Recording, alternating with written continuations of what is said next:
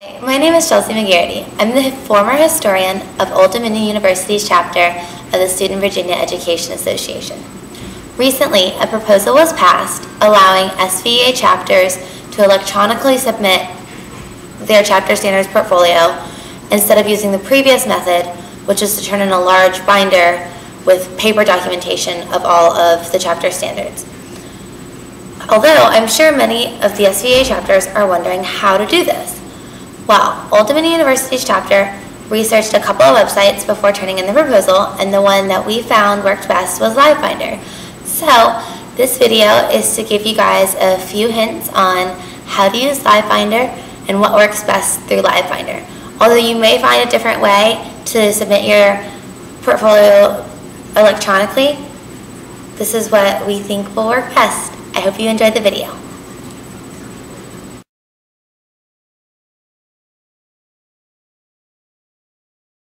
So, first things first, you're going to go to the website, www.livebinder.com. If you haven't already created a website, you're going to sign up. So let me log out so I can show you to do that. This is what you'll come to the first time, and then you'll sign up. I highly suggest creating a LiveBinder for your chapter as a whole, so all future historians can use it as well. So for us, our username would be ODU SVEA, and then I would put in our SVEA email address, and then you click sign up. If you already have a LiveBinder, you would just push log in and then sign in like so. Once you get to your page, you want to create your new binder. We already have a couple, but I will show you how. So first you're going to click on My Binders and then start a blank binder. You can name your binder. Ours is just named ODU SVEA. We have spaces. And then a description of the binder, and you can put whatever category you want. There's education, gossip. I believe I put education on ours. You can also put personal, anything like that. And then you're going to want to make your binder public so everybody else can see it without a login. But if you want to make it private for the time being and then change it to public later once it's done, you can do that as well. And so then you push create your new binder. It's not going to let me create it because I didn't put in all the required fields, but that's where it would be. So let's go back and look at our binder that I've already have created. And then I will click edit. There's also present mode, which means that that's what everybody else will see without the login, but we're going to work with edit mode. So this is what a binder would look like with the tabs, and if you click on a tab that has subtabs, this is what the subtabs look like. We organized it so the tabs match up with the chapter standards exactly. So there's a campus participation one, a student leadership and development, chapter interaction, so on and so forth. In order to create new tabs, you click on this little yellow triangle and you can add a new tab or a new subtab, which are the ones down there. Move your tab left or right or delete them, depending on what you need to do. So that's how we organized our tabs. And then the same for the subtabs. So each subtab we used for an event. For example, I have April 12th general meeting, and I can tab it over left or right, however I choose to do so. And it's like that for everything. There's our convention tab and our community service tab, etc., etc. We can see how we do that. So that's how we organize it, with each sub-tab being the certain event and the tabs being the chapter standards as a whole. So next, after you set up your tabs and your subtabs, there are a few different things. So if you wanted to edit it, you go to your edit menu. If you want to edit your binder properties, that's this first tab right here. This is where you can make it public if you made it private or change it around that way.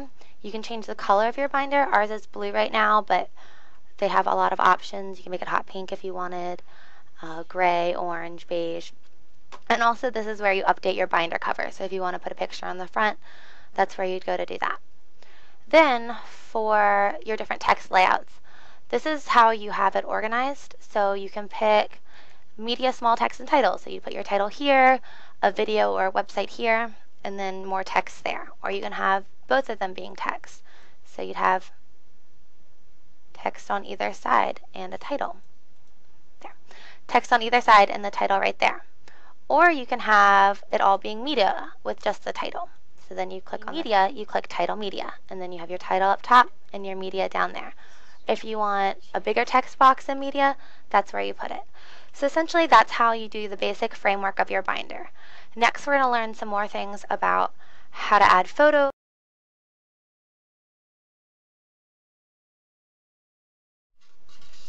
Now let's say you want to add photos to your LiveBinder. This takes a little extra work. You actually have to have a Flickr account we found works best with LiveBinder. So we're going to go right here and create our Flickr account. .flickr.com.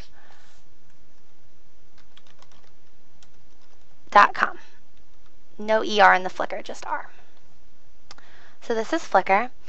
You would sign up if you don't already have an account. And that goes to this menu. Or, once you do, you sign in. With Flickr, you only get 200 photos for free. So what I suggest doing is have each historian create their own so that you don't have to pay for it. And each year, the new historian would come in. So here's my username and password, I hope.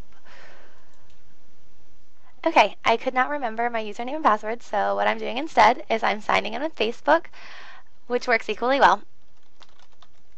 So here's my username and password. And again, you only get a certain number of free photos, so it's easier as each historian has their own, so you'll get more free photos each year as there's a new historian. Great, so here's my Flickr account. It tells you how to say hi in different languages every time you sign in, so that's great. When you first get a Flickr, it'll have you uploading your first photos, finding your friends on Flickr. I've never really found my friends since I was merely using this for LiveBinder, but you might do that if that's how you'd like to use it. So if you want to upload photos and videos, you click here, and it's coming, and then you choose your videos and photos to upload, and you can choose whatever document you want. You wait for it to upload, and then it'll go to your photo stream. If you want to get to your photo stream, you just click your photo stream. Those buttons are anywhere. So here are all my photo stream with all of our pictures from SVA.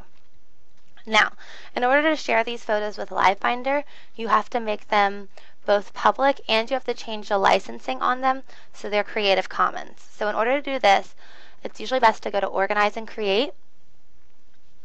Then you drag your items as a batch. So let's say I want to change the permissions on these three. So I'm going to Shift, get all of them, drag them up here. This usually works best because you can do a lot at once instead of having to do each one individually. So you change your permissions, change licensing, and then we don't want all rights reserved because then it won't share on your LiveBinder. You want Creative Commons. Change license, and then it tells you thanks, and there you click on that button. And then if you want to change who can see them, they're already public, but if you had it set as private before, you can put anyone public. And then you change permissions.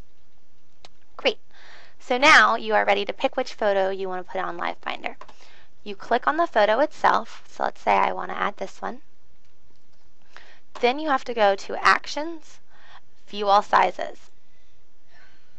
Then you pick which size you want in your LiveBinder. So this one's a large. You can also have a small or a medium. The only problem with the square version, it's nice if you have small pictures where you don't really want to see the people, but it does crop the photos funny. So if you don't want your photo cropped into a square, don't click square. Let's say I want a small. And then I need to right click on the photo and push on copy. Usually on my computer, and I work on a Mac, it has copy picture address, and that's what I click on. But this one does not have it. It just has copy, so click copy. Then you hop on back over to your LiveBinder. Only ever add photos into text boxes. Don't add them into the media boxes.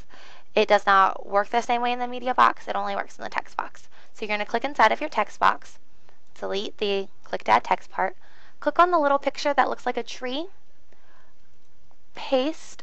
Oh, it won't let me paste there. Well, if you had the image address instead of the image itself, that's where you would paste. But since I pasted the image, then I can just paste it here, and then it's right there. So again, if you copy the image address like I have to do with my Mac, you click on this little photo picture, click it there. If you just have the photo and you copied it from Flickr, that's where you pick it.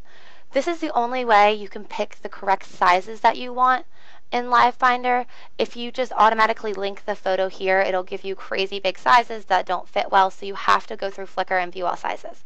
Now, you can edit your photo in LiveBinder as well, and by that I mean like the placement of your photo where you want it, so you can centerize it if you want. If you're adding more than one photo, you might want to like space it over, enter it. The only word to the wise that I have is that on different computer screens, your photos are going to show up different ways. So my computer screen at home is very wide, so I can fit a lot of photos on the screen. But if I look at my LiveBinder on somebody else's screen that has a very small screen, my photos are formatted very differently. So when I first saw this, I was very upset because I had spent a lot of time formatting. So don't get upset. Format it the best that you can, but it might not stay the same always. Also, another reminder. This is public, so anyone can see it. So when you're taking photos as the historian or as a member of the SVEA, do not take photos of children that you're going to add to your LiveBinder because it's very public and you can't have public pictures of children all over. So make sure you're only taking pictures of your members or of activities at the event itself, but don't have the children's faces in the pictures. And that is about it for photos. Next, we will learn how to add text.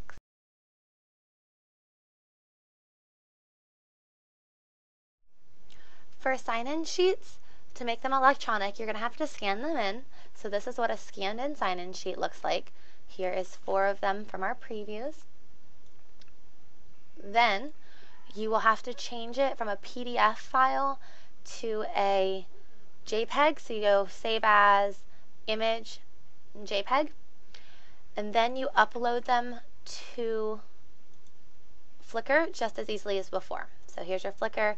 You would upload it and then input it into your LiveBinder. So for example, here is our sign-in sheet from this meeting. It was just scanned in, uploaded to Flickr, and then put in the same way any of the other photos would be. Another way to do this, if you don't have a scanner, is you can take a picture of the image, and then again, it works the same way, Flickr account, but it usually does not show up as well, so I suggest using in a scanner. Old Dominion's chapter of SVEA is investigating trying to make electronic swipe-in with our students swiping their card to get in instead of having to sign in on this sheet. So maybe your school can equally try and find something like that.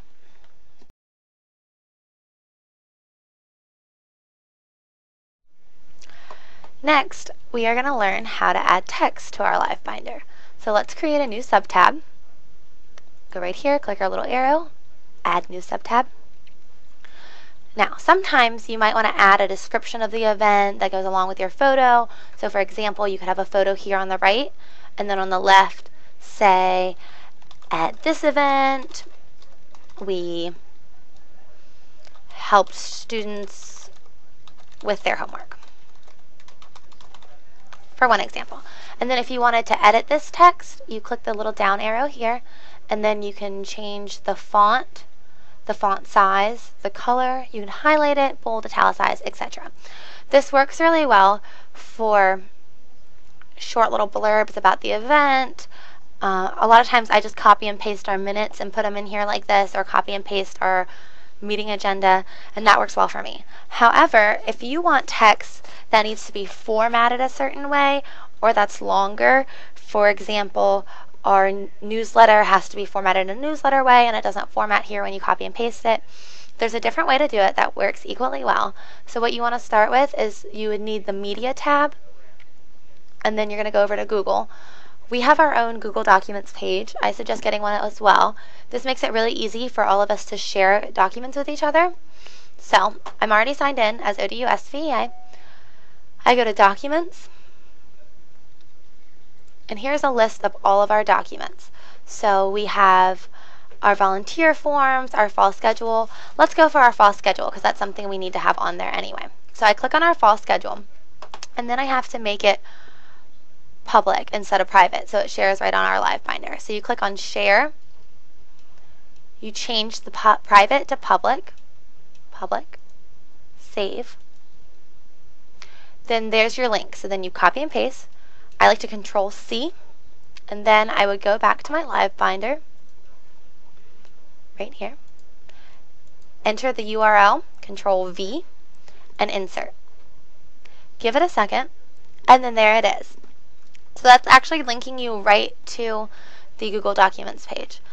Just a word to the wise with the Google Documents. Sometimes they take longer than normal things to load on LiveBinder. So if you're looking at it and you're like, where is it? It's not happening. Just give it a second to load. That is just one of the things that takes it a second. So that's how you add text, whether you want to add the little blurb and you just do it in your text box, or you want to add something longer like your schedule and things like that. You can insert them through Google Documents. Next, we are going to learn how to add videos to our live.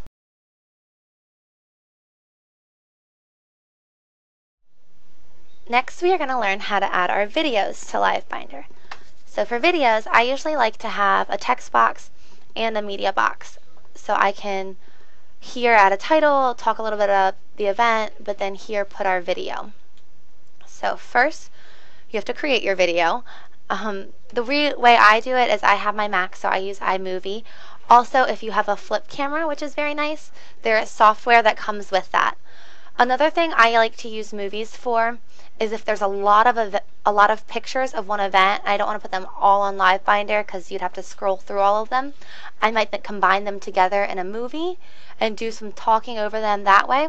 And those are all things that you can do in iMovie and you can explore. So you go to YouTube to upload your movie. You have to sign up. We have our own ODU account on YouTube. Here is like our channel. You can click there, but I just like to go to upload.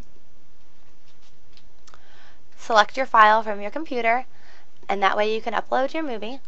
Let's see. So if I was going to upload, let's say we'll upload one of these videos that we've just made. Creating your LiveBinder. Let's do something different then.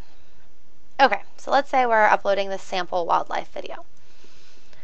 So there it's uploading. You're going to add your title. When you do this on LiveBinder, you have to actually search for your video through LiveBinder, so make your title very, very specific so it's easy to find. Wildlife video for SVEA. Again, very, very specific. Maybe even add a description or a tag so it's easy to find. You're going to make it public again, and you're also going to make it under Creative Commons attribution, not the standard licenseship. If you make it standard, it'll only link to it and it won't actually show up embedded on your LiveBinder. So while that's loading, that's how you do it. And then you go back. Once it's loaded, you'll be able to see it. Don't just copy and paste it because it won't embed. This is the way you do it instead. You go to Insert Media below on your Edit menu. Then you click on YouTube Videos. Then you find the video you want. So, for example, one of ours is Relay for Life SVEA. Find. There's our video. So see how the specific title made it easier to find? Watch. If you just type in SVEA, you get a ton of videos that have nothing to do with SVEA as a student organization. It has to do with a stove and is not very helpful. So, again, very specific titles help you find it. Relay for Life. And then you click on it, and it'll add into that your media box, which is why I like to have the media box and some words. So if you'd like to see how that turned out overall, that's actually in our fundraising tab, Relay for Life. And then this is how I set that one up with our video. And then you can watch the video and have some text, some more text about the event. So that's the easiest and best way to add videos to your LiveBinder. Next, we are going to work with adding sign-in sheets.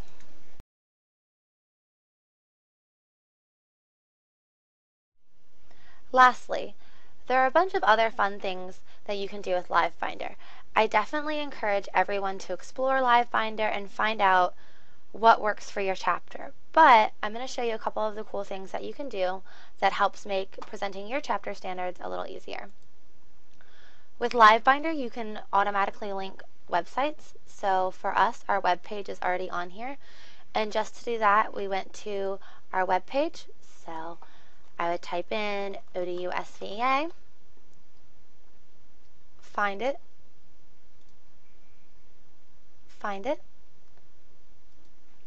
Control copy, and then paste it right there.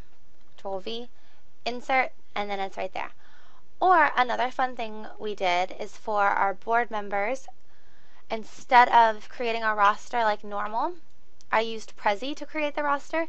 If you've never used Prezi, please, I highly encourage you to check it out. It works great for presentations. It's kind of like an electronic PowerPoint type thing. So I put in pictures and the names of all of our board members, and then you can play through it and link the Prezi to the LiveBinder. Also, you can actually link other LiveBinders to your binder. So if you find one that has really cool math websites or really cool science websites that you would want documented on your LiveBinder, you can, again, just copy and paste it, like I showed you, and insert it right there with the media. That way you can have a little bit of everything on your LiveBinder. So again, I encourage you to explore LiveBinder on your own and make it your own for your chapter, but these are some helpful hints that might make it a little easier to get started.